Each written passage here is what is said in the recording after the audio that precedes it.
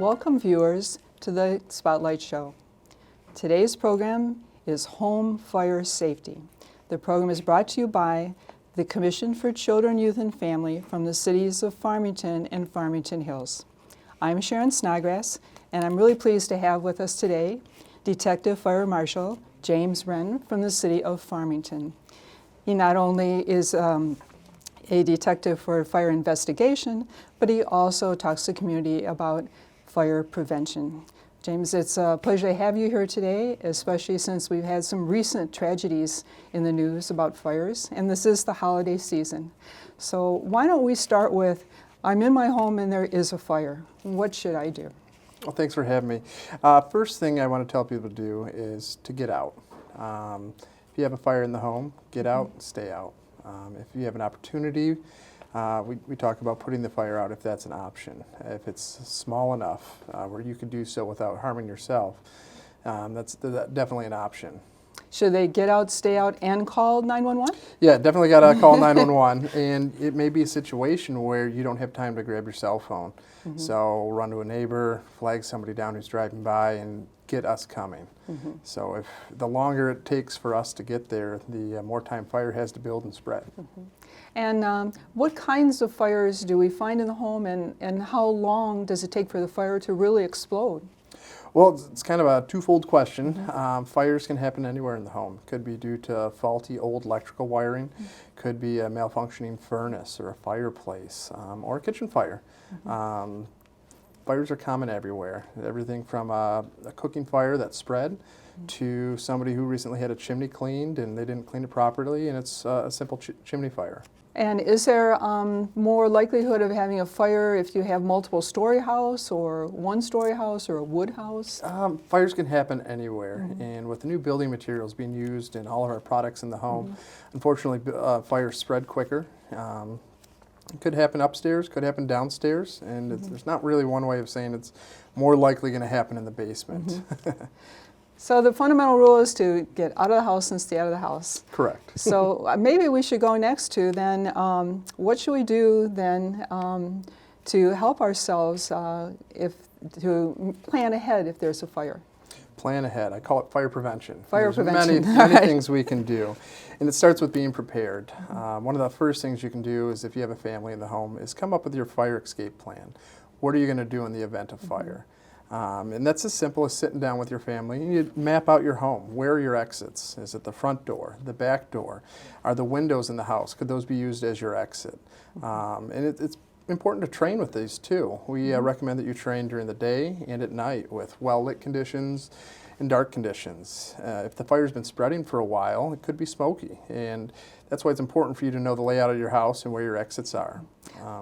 Well, it'd be important to know what kinds of objects are in the way, too, or, just clutter in the house. Correct, yeah.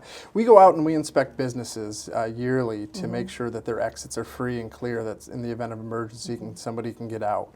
And that's on you guys as homeowners to make sure that's safe for you at home, too. Make sure your boxes aren't piled up next to the door or a window that you pre-planned to maybe get out of. Mm-hmm. So if you're on a second floor, and you need to think about what your egress could be or a way to get out in the event that you can't get down your stairs.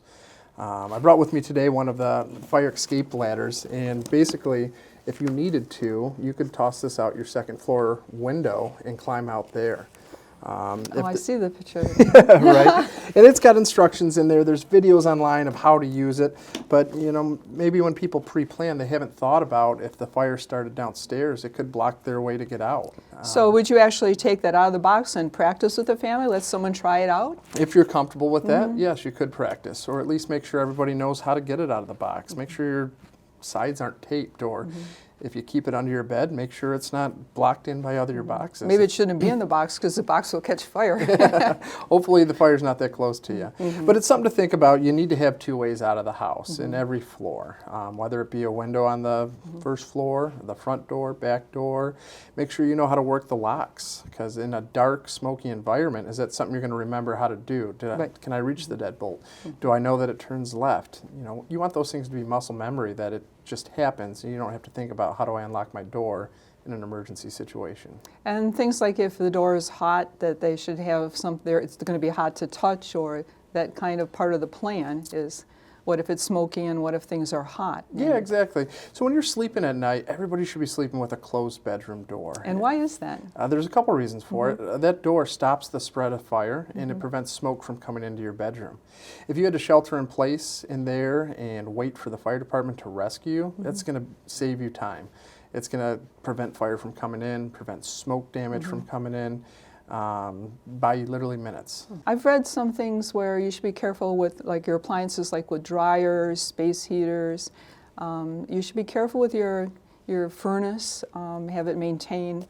I imagine all these things and more are important. Yep, I get a yearly inspection of my furnace just to make sure it's safe. There's no gas leaks. Everything's working the way it should be. You want to make sure you got a 3-foot clearance around your furnace or anything that's got a combustible heat mechanism. That's your water heater, your furnace. Space heaters are a huge issue too. A lot of people plug space heaters into what are called like power strips. A space heater draws a lot of current and uses a lot of power, and a lot of those strips aren't designed to use that much electricity. So a lot of times you can touch those and those get warm and fires start right there. If you're using a space heater, make sure it's got that same 3-foot clearance and that it's in an area where it's not going to transfer heat to anything else in the room. Well, when someone's making their escape plan, they could make a diagram of their house and actually make some drawings to see if they have a 3-foot clearance, just like you're doing a little interior design.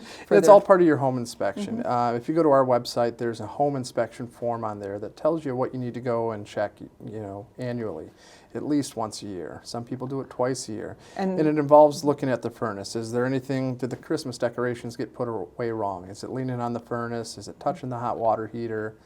All things you probably don't normally think of, but if you looked at this checklist, it's going to tell you, hey, did I test the batteries in my smoke detectors? Did I look at the furnace to make sure it's clear? Because you do need a checklist. And will your website have that? Yes, it's on our website. And what is the website? If you go to, it's as simple as Googling Farmington, Michigan. And it'll be the first one that pops up. So I think it's a good thing for viewers to do is to check the checklist and get their house plan and see if the window opens. It hasn't been opened all winter. Yeah, so if you're going to designate a window as one of your escape routes, make sure you don't have plants in front of it. Make sure that it opens freely. It's not painted shut. And, actually physically open and close it. If you got time and you're practicing your escape plan, see if you can get out that window. See if your children that you're teaching, make sure they can get out. I think it's really important. How about, let's talk a little bit about the smoke detectors, since we mentioned that a little bit. Smoke detectors are a wonderful tool. They've come a long way since their existence. There's many different kinds and brands and price ranges out there. What I want people to know is they need to check them at least once a year to make sure they're operating. And it's simple as pushing the button that says test, make sure you hear the audible tone, and check the battery, replace them. You'll see all sorts of things on the internet that when we change our clocks back, you switch your batteries and test your smoke detectors. I understand there's a lot of residents out there who are getting older or they don't know how to install it. Call me up, I'll come out and test it for you, make sure it's working. If you're a Farmington resident, you can't afford a new smoke detector, we'll give you one free of charge. So a resident who can't afford a smoke detector and needs assistance with it can call just the Farmington Police Department or the Fire Department? Yep, Farmington Police Public Safety. So we're your police, we're your fire, we're your medical first responders. We would encourage them to do that. Yep, give us a call, we'll get you where you need to be. There's many organizations out there that'll help you with your smoke detectors. The Red Cross is a great resource. But at the very least, come by tomorrow and I can get you one. All right. And do they have this type of program for fire prevention in other cities? Yeah, most every city is going to have some sort of fire prevention program, or at least a fire department. So if you've got questions, I definitely recommend contacting your local fire department and ask them your questions. And if they don't have the answer, they'll definitely be able to point you in the right direction. They certainly will. Well, great. We'll recommend that people contact the fire department closest to their home. Real quick before we move on, with the smoke detectors, they've got a lifespan. So if it's been in your house for ages, it's time to replace it. There's newer technology and parts get old and worn out. So if it's 5 to 7 years old, it probably needs to be replaced. If it's older than 10 years, definitely time to be replaced. Carbon monoxide detectors, you want to make sure you have around any of your gas appliances. One in the basement, one on your main floor, one up on your sleeping floor. And these two have a lifespan. They should be replaced after 5 and 7 years. And many of them, just like smoke detectors on the back, will have a manufacturer's date.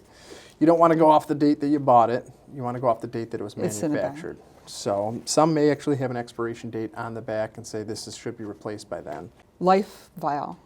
Yep, I did bring a couple other things with me today. One of the programs we discuss and do in the city of Farmington is we participate in the Vial of Life. And this is for if you have medical conditions or you take medication. There's a sheet inside here you'll fill out with all your doctor's info, your allergies. So if I was to come to your house and someone was unconscious and I don't know what the problem is, I would go to your freezer, pull this out, and it gives me a place to start. Maybe you're a diabetic, you know? I would start there. It has contact information, who your closest family members are. And these are free of charge at the City of Farmington. Just come to the front desk, you can pick them up. If you can't make it in, you can call me, email me, and I'll come drop one off. Now, do they keep a list of who has them at the City of Farmington or no? No, typically if you have one, there's a sticker on the bottle and a sticker you could put on your fridge that just alerts us. So on the outside of the fridge. Otherwise, they'll be looking through the ice cream and there won't be, be any vial in there. Typically, in past practices, if I come to your house, you're unconscious, or I can't communicate with you, we're trained to go check your freezer. That's where everybody keeps them. Or there's different versions. Some aren't vials per se. It's a little folder that clips to your fridge. I've seen those. It's just a way of saving time. So, and did you bring anything else for us here? I did. I just wanted to make sure we talked about fire extinguishers a little bit. And, fire extinguishers, just like our smoke detectors and carbon monoxide detectors, it's a piece of equipment that needs to be inspected and checked yearly. They're all going to have a pressure dial. We want to make sure it's within the green section, which means good, and make sure it's appropriate for where it's at. So if it's in the kitchen, make sure it's a fire extinguisher designed for kitchen fires. There are combination fire extinguishers, and it'll have a little label on there to tell you what it's designed for. Well, it's interesting. I've heard several people in discussions say, well, we have a fire extinguisher, but I'm not quite sure it is. I think it's in the closet now. And when we're making this escape plan, probably marking where the kitchen fire extinguisher is. So I'd never tell anybody to put it in a closet, because if it's in a closet, it's out of sight, out of mind.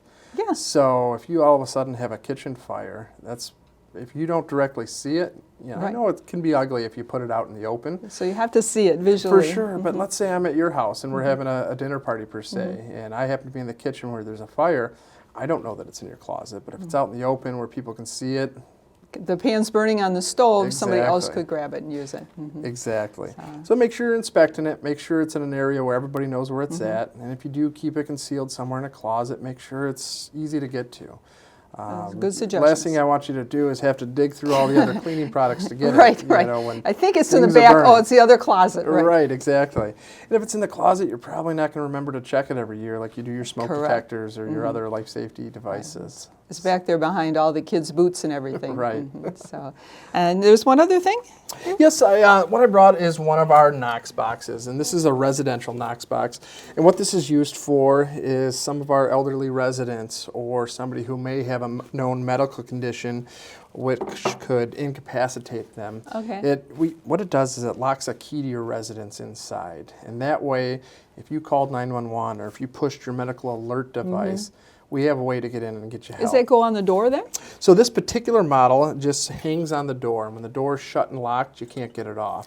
This is essentially a little vault. So I'll hand it over. You can see how heavy it is. Oh, it's very heavy. It's going to be pretty hard to break into. It's kind of like a lockbox when people sell their house and the realtors have. Same type of thing. Except There's it's no really combination. heavy. There's only a key that our fire department has access to. So if you purchased one, it's going to come to you unlocked, and we would physically have to come out and lock it up for you. Oh, really? So nobody else has those keys except our fire apparatus. So for a super senior, that could be a very valuable tool. Yeah, not necessarily seniors. It could be for diabetics or somebody who has seizures. And, if you got young kids at the home, they may not know how to unlock the door to let us in. So. Last thing I want to do is have to break down your door to come give you help. That's it. Well, we're really getting a lot of valuable information. James, I know that you do a lot of community activities. Why don't you tell us just a little bit about the participation in the community. Yes, for sure. So one of our big things is fire prevention. We like to get all this information out to the community. It starts with young school groups, Boy Scouts, Girl Scouts. They'll come into the station, get a station tour. We'll do our public safety talks, talk about fire safety, stop, drop, and roll. And that's just the beginning. We provide a number of community programs that involve teaching CPR. So we do, every couple months, we'll put on a CPR class where you can come get your certificate, and we'll train you on the latest and greatest details of it. Our new Stop the Bleed program to help stop a bleeding emergency, to prevent further injury. So that's really important to the community, and Yeah. the more people that hear about it, the more people that do it, it'd be another life would probably be saved. If somebody wanted to talk to you about a program or talk to their group, how would they contact you? Anybody can always reach me by email. So if you want to shoot me an email at jren@farmgov.com, we can definitely talk about what we can do to help your group or your family. We want to just get the information out there. Well, we've put a lot of information out here for our viewers to hear. Is there anything that we might have forgotten? We're coming into the holiday season. Make yeah. sure your house is prepared for that. Everybody's putting up Christmas trees. If you're using a real tree, make sure you're watering it daily. Make sure you're cutting the base 2 inches from the bottom there. The important thing is the water. If your bristle, the leaves are falling off the tree to the touch, it needs water, and it's a real fire hazard. Yeah, it can be. When the holiday seasons are over, make sure to get those trees out of the house. You're just adding fuel to a fire. That's great. Well, with that last, with the holiday tree, we'll say thank you for coming. Your knowledge is just really important to everyone. Thanks for having me. And thank you, viewers, for listening to our program. And go to the Farmington Hills website, farmingtonfhgov.com, and click on the YouTube button.